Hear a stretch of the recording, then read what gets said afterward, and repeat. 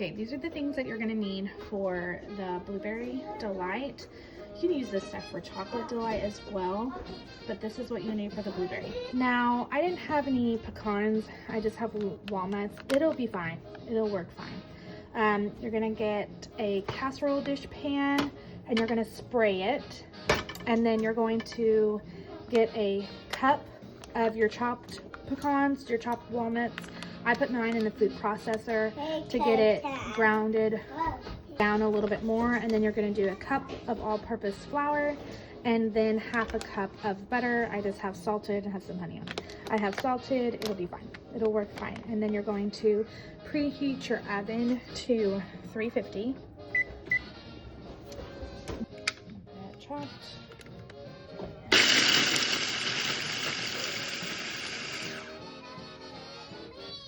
I didn't record that, but I put a cup of walnuts and a cup of flour, and then I'm gonna put half a cup of butter, and then we're gonna see where we are at.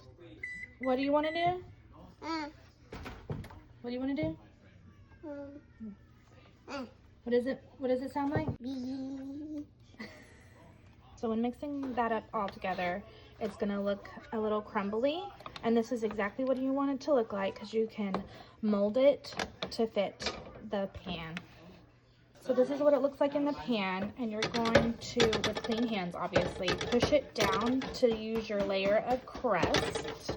Depending on your preference of layer of crust, I could probably spread this out a little bit more and have, but I didn't want to, thin so layer. I'll show you. I doubled up. You can have a thin layer like this. Okay, so I ended up using a full cup of butter and a whole bag. Let's see, what is that? An 8-ounce bag of chopped walnuts pureed and 2 cups of flour. And that is the bottom layer of the Delight. Heated, so I don't know what's going on with my sound, but you want it in there for 15 to 18 minutes until it's brown around the edges. See how it's browned a little bit on the edge. I'm running late, so I just had to pull it out, and it's going to cool down, and then I'll assemble the rest. Okay, the next step that you want to do when everything is cooled down is you want to get cream cheese. Now you can get the block. I get the whipped. It's a little less work for me, and you want it kind of softened. The block you definitely want softened enough, because you're going to mix it, because you're going to spread it on top of the crust. You also are going to need a cup of powdered sugar. Powdered sugar just mixes better with the cream cheese, but if you don't have powdered sugar, just use your other sugar. Also, if you didn't already know, powdered sugar is literally just your regular sugar processed. So if you want to make your own powdered sugar, just put your regular sugar in the processor.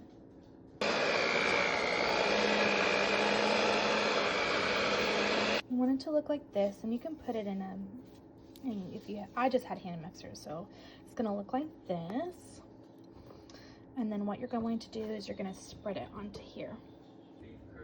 Okay, so you want to spread it out as evenly as possible. You just kind of, I just move it like this.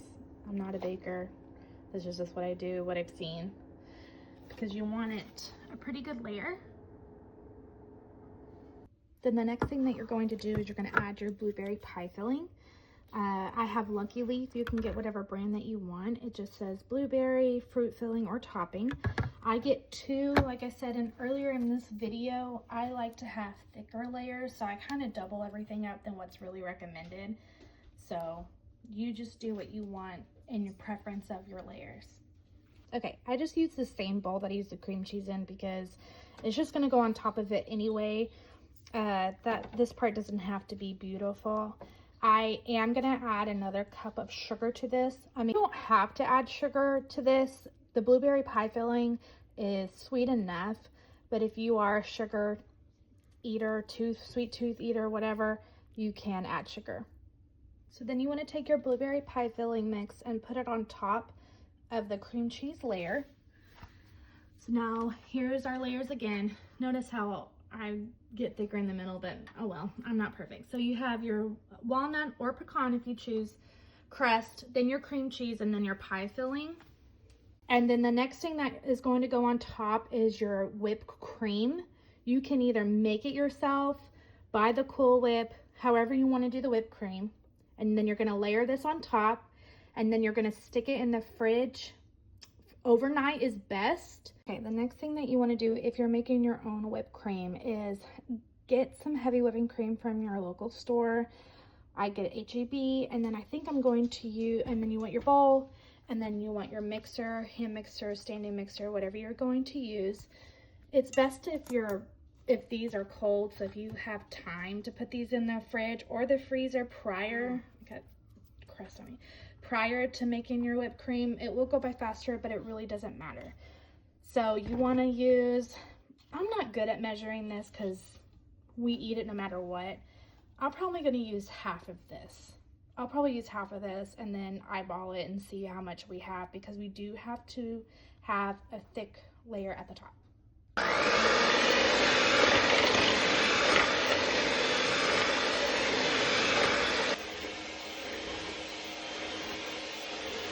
Once it turns a little frothy, I go ahead and add the sugar in it. Yes, you're going to add sugar to this, otherwise it's going to taste gross.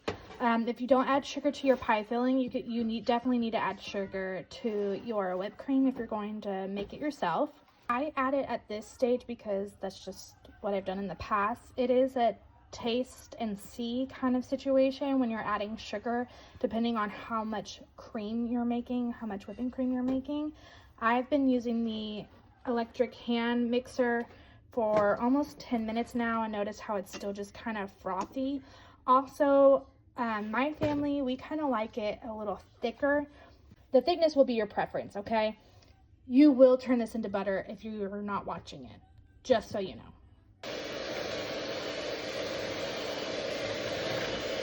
Here's where it's turning into Cool Whip consistency. If you like it like that, you can stop and then layer it on top of your delight.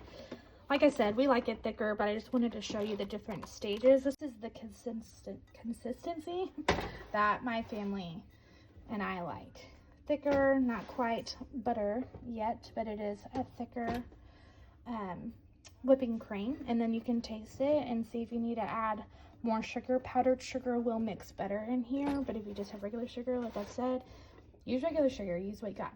And then you're going to layer this on top of your blueberry layer, and then you let it sit, and that's it.